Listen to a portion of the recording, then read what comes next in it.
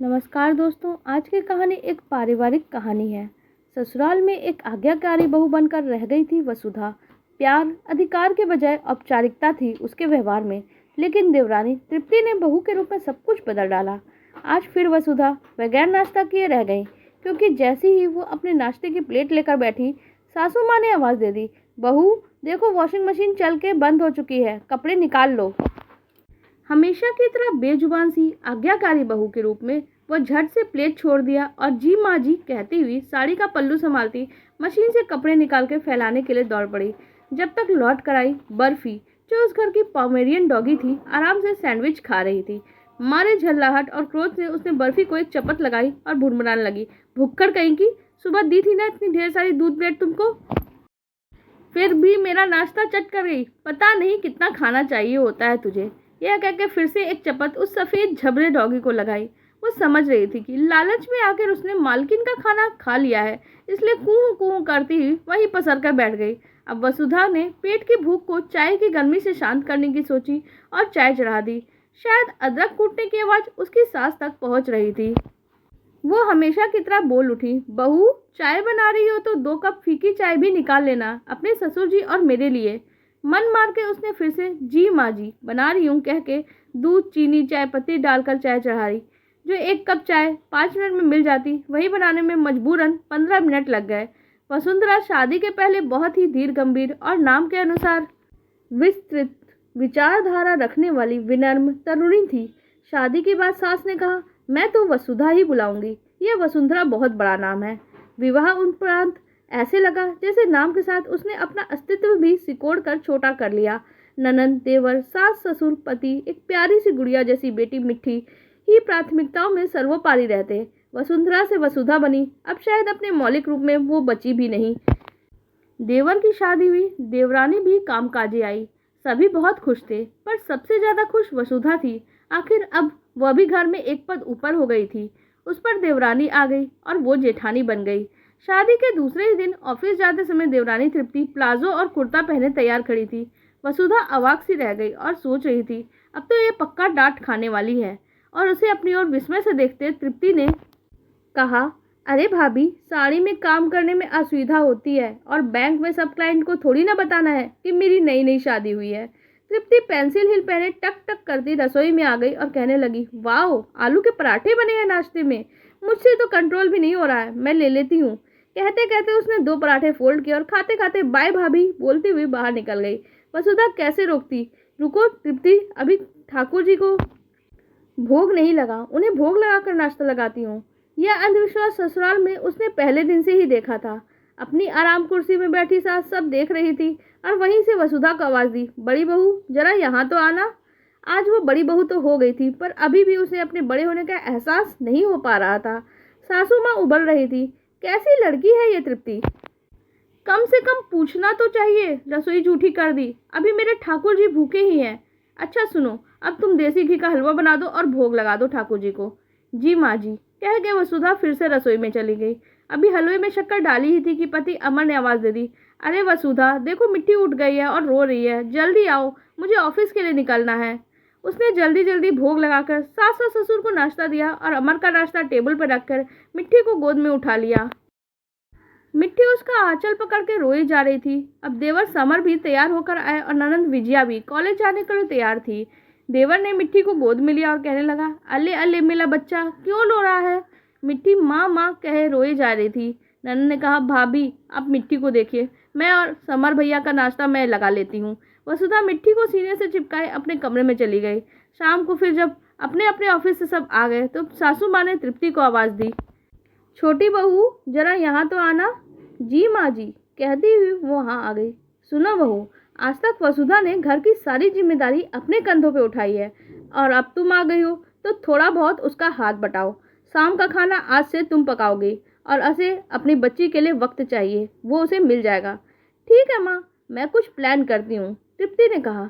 जब वसुधा शाम को किचन में आई तो तृप्ति ने उसे यह कह कर हटा दिया, भाभी it's my job and I will do this in my way, आप आराम करिए, अब तक आपने बहुत काम कर लिया है।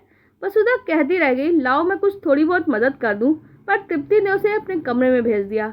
थोड़ी देर बाद बहुत जोर से हंसने की आवाज़ें सुनकर वसुधा ने अपने कमरे से देखा तो देवर सवर सब्जी काट रहे थे। तृप्ति मिक्सी चलाकर मसाले पीस रही थी और ननद चाय बना रही थी। वसुधा अवाक रह गई और सोचने लगी, बहुत चालू लड़की है ये तो। इसने तो शातिराना अंदाज में सब काम बांट दिए और अपना काम हल्का भी कर लिया। खैर, सबने खाना खा लिया। अब तृप्ति और वसुधा टेबल पर बैठकर खा ही रही थी। तृप्ति ने कहा, दी, देखा आपने, शेयरिंग इज केयरिंग। बांटने से कैसे झट से सारे काम हो जाते हैं। तभी सास की आवाज़ आई, बड़ी बहू जरा एक गिलास गर्म पानी लेकर आना।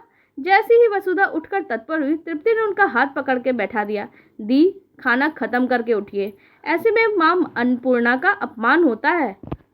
वसुधा अचकचाहट में बैठ गई, पर बार बार सास के कमरे की तरफ देखी जा रही थी।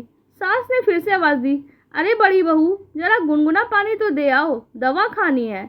इस पर तृप्ति बोल उठी, लाती हूँ माँ जी, बस खाना खाकर लेकर आती हूँ। वसुधा अवाक रह गई। तृप्ति ने आराम से खाना खत्म किया और पानी गर्म करने के लिए रख दिया। अंदर सास भन्नाई बैठी थी, क्योंकि आज पहली बार ऐसा हुआ था जब एक आवाज़ में पानी नहीं मिला हो। वसुधा सोच रही थी, कितनी बिंदास है ये तृप्ति, कभी भी उसे परेशान या उदास नहीं देखा, अपनी मर्जी से जिंदगी जी रही है। जबकि मैं सारी उम्र बस घर परिवार को खुद से ऊपर रखती रही। परिणाम क्या ही मिला, खुद का अवसाद, कुढ़न। छोटी बुआ की बेटी निहारिका की शादी थी। सासू माँ यानी बुआ की बड़ी भाभी की राय हमेशा से सर्वाधिक मान्य होती थी, और इस बार जब खरीदारी करने और शादी की योजनाओं की तैयारी में हाईटेक बहू तृप्ति ने बढ़ चढ़कर योगदान दिया। सासू माँ कुछ राय देती, इससे पहले ही उसने बुआ जी को अपने सम्मोहिनी वशीकरण मंत्र से मुक्त कर दिया। बुआ जी, ये देखिए, आजकल हाईटेक जमाना है, सब कुछ उंगलियों की एक क्लिक पे उपलब्ध है। पार्लर से लेकर फूलों की सजावट और जो भी कुछ कहिए, सब कुछ यहीं घर से बैठे बैठे मैं बुक कर देती हूँ। तृप्ति ने यहाँ भी अपनी धाक जमा ली थी। अभी तक घर की सभी शादियों में सासू माँ की ही राय मान्य होती। खुद को महत्व न मिलते देख सासू माँ ने कहा, सुनो छोटी, आज शाम को मैंने अपने खानदानी ज्वेलर्स कन्हैया लाल को बुलाया है। लेटेस्ट गहनों और टीका नथिया सबकी डिज़ाइन देखकर परख कर पसंद कर लेना। तृप्ति फिर से बीच में कूद पड़ी, ओह सुनार आ रहा है, पर निहारिका एक बार तनिष्क की डिज़ाइन जरूर देख लो, बहुत खूबसूरत और आधुनिक कशीदाकारी के गहने होते हैं। और तो और बुआ जी, सोना भी खरा पूरा 24 कैरेट गोल्ड होता है। उसने अपनी समझदार सलाह दे डाली, जो सम्मोहिनी वशीकरण मंत्र से पूर्ववत प्रभावित निहारिका को भी भा गई, और वो कहने लगी, भाभी आप बिल्कुल सच कह रही हैं। मामी, माँ, आप सबका जमाना अब गया, अब तो सच में सब गहने ब्रांडेड ही पहनते हैं। सासू माँ के चेहरे के उड़े रंग बता रहे थे कि उन्हें तृप्ति की वजह से हाशिए पे कर दिया गया है, जिसे वो बिल्कुल भी पचा नहीं पा रही हैं। वसुधा सब कुछ समझ रही थी। धूमधाम से शादी संपन्न हुई। पूरे समारोह में फिर से तृप्ति तृप्ति की ही गूंज रही, चाहे वो लेडीज संगीत में नाचना हो या फिर कोई लेने देने की राय। बुआ जी भी अब तृप्ति पर ही सब से ज़्यादा भरोसा कर रही थी। निमंत्रण का पर्स जो अब तक सासू माँ के पास रखा रहता था, वह भी तृप्ति ने संभाल लिया था।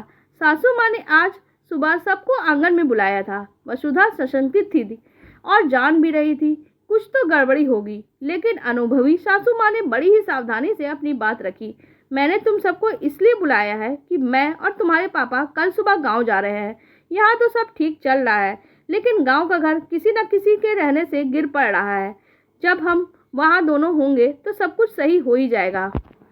अमर ने कहा, क्या हो गया माँ, तुम नाराज हो क्या? अरे मैं भला क्यों नाराज होने लगी? मुझे कोई शिकायत नहीं है, बस वो पुश्तैनी संपत्ति है और उसकी भी देखभाल होनी चाहिए। समर बोल पड़ा, माँ, इस घर में आए कुछ परिवर्तन के कारण तुम जा रही हो, पर तुम ना जाओ माँ, जैसे कहोगे वैसा ही पूर्व के जैसा ही हो जाएगा, पर प्लीज़ मत जाओ। समर भर्राए गले से बोल पड़ा। तृप्ति चुपचाप अपने कमरे में चली गई। वसुधा रसोई में लौट आई। वह जानती थी यह सब माँ जी ने तृप्ति के कारण ही निर्णय लिया है। वह खाना बनाने में जुट गई, पर रात का खाना तृप्ति ने सबकी मदद से लेकर बनाती थी। पर रसोई में किसी को ना पाकर वसुधा ने सोचा यह खुद ही खाने की तैयारी करे, पर उसे सासू माँ के कमरे से जोर जोर से हंसने की आवाज़ें सुनाई दे रही थी। उसने धीरे धीरे सासू माँ के कमरे के पास पहुंची। वहाँ का नज़ारा अजीब ही था।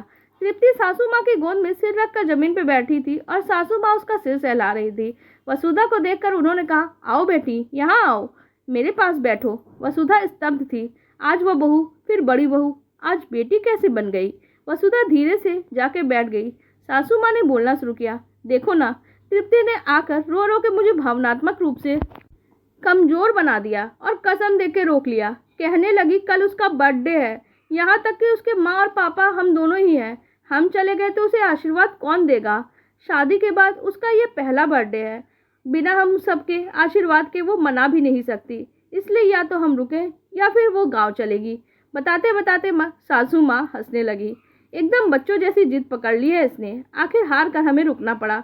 वसुधा बोल उठी, ये तो बहुत अच्छा किया माँ जी, आप जो रुक गई। मैं चाय बनाती हूँ। वह कहकर रसोई की तरफ जाने लगी और जाने के लिए मुड़ी ही थी कि तृप्ति उठ गई और कहने लगी, वेट वेट भाभी, मैं भी आती हूँ।